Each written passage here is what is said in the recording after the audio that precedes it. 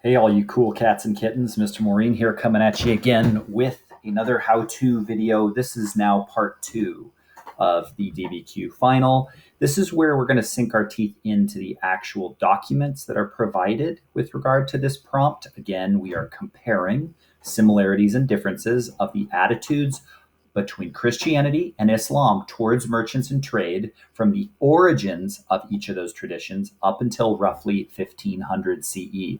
What significant specific details reflect how these attitudes changed over time in either culture or both? I'm going to keep reading you the prompt. You're going to keep reading the prompt. It is important. This next step is about the documents, evidence, and HAPP analysis. I notice I have not changed this text right here, so I will, of course, make that edit here after this video.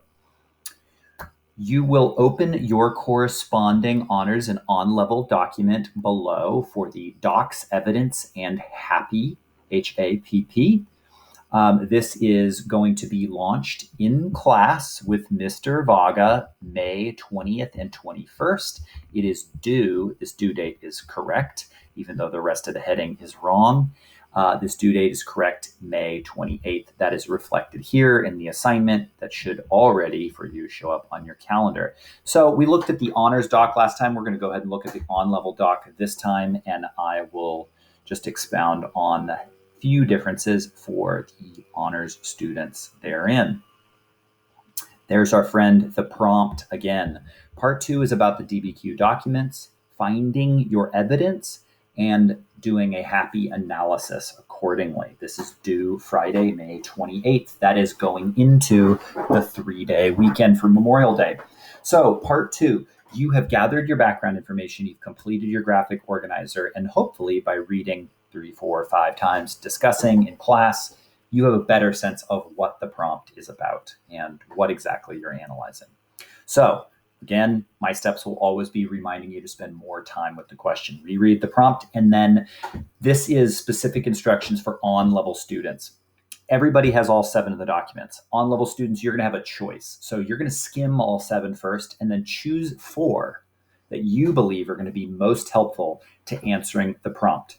Honors level students, you'll notice here that your instructions say you are required to close read and analyze all 7 of the 7 documents. So on level students, you've chosen your 4. You will do a full HAPP analysis of 4 of the 7 documents that you chose. This is true for both sets of students.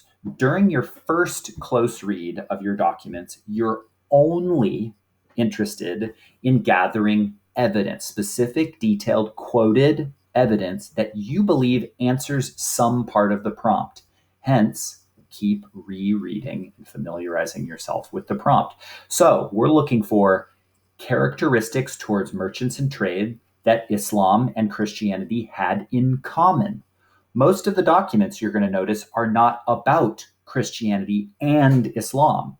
So you're going to need to put documents into conversation with one another to work out some of those similarities and differences.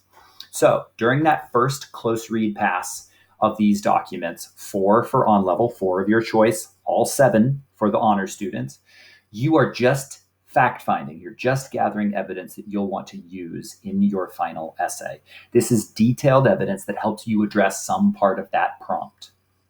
So these are careful bullet point notes. Again, if you're somebody who's printed this out, you could highlight these sections. This is going to be an acceptable way to do this part of the evidence gathering and fact finding. Step 2 is your HAPP analysis. This will be your 3rd or 4th HAPP analysis that you've done with primary source documents. And again, just like part 1, where I want you to collaborate with each other, discuss, share, break down. I want in class, over Teams, through coordinated discussion, shared collaborative docs. I want you all to work together here. This is otherwise an assignment that we would do in person together. So your HAPP analyses can and should be shared in a collaborative exercise with each other. So On-level students, for each of the 4 documents, you'll complete a full 4-part historical context, audience, point of view, purpose of the document. You'll complete a 4-part HAPP analysis of all 4 of your documents. Honor students, 7 documents. These do not have to be composed paragraph sentences. These can be bullet points, but they do need to be specific. Remember, these analyses help me to see your thinking. What are you pulling out of these documents? How are you thinking about them? The more detailed you're able to be here, the more original your argument and essay are going to be in part 3. So as you start to think about where we're moving in part 2, this analysis of your evidence and your reasoning, you're going to use one of the 4 parts of your element in your HAPP analysis in your body paragraphs. We're going to talk about that in the next video, but a HAPP analysis is going to enhance your reasoning and help you compose a more advanced and nuanced argument.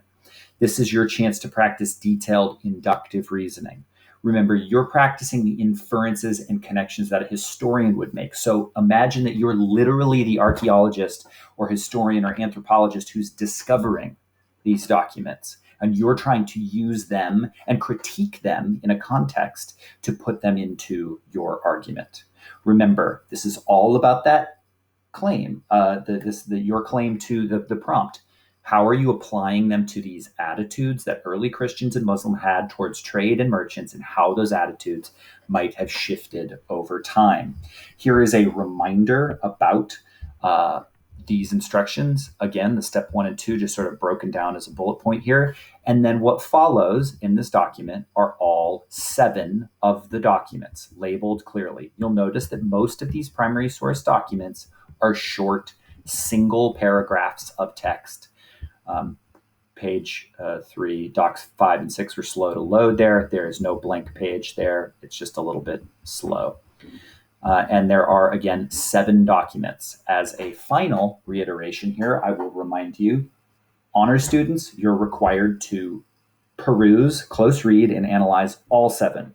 On-level students, you'll skim all 7 first and choose 4 that you believe are going to be most relevant for the question at hand.